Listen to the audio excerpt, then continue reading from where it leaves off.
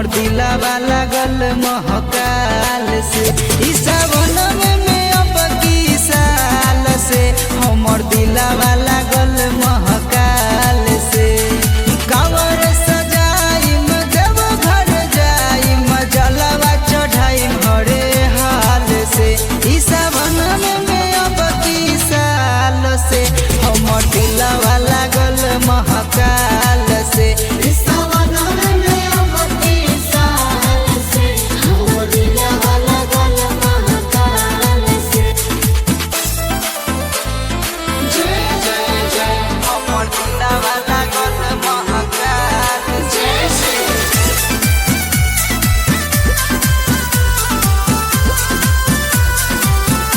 कृपा जकरा पर इनकर हो जाला नु हो मन बन जाला शिव के शिवाला नु हो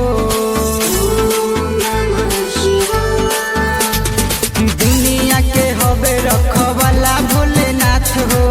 जेकर चरनिया पूजले रघुनाथ हो पियले गंजवा कैलाश के रजवा मतलब न बारूदी दाल से ई सावन में अब की साल से हमर दिलवा लागल महकाल से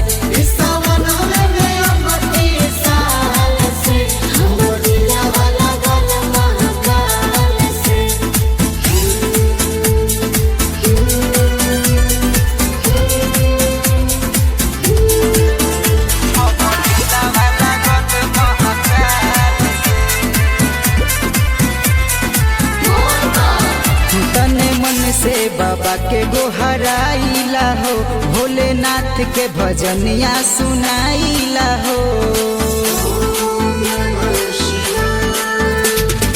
बाबा के डमरू बाजला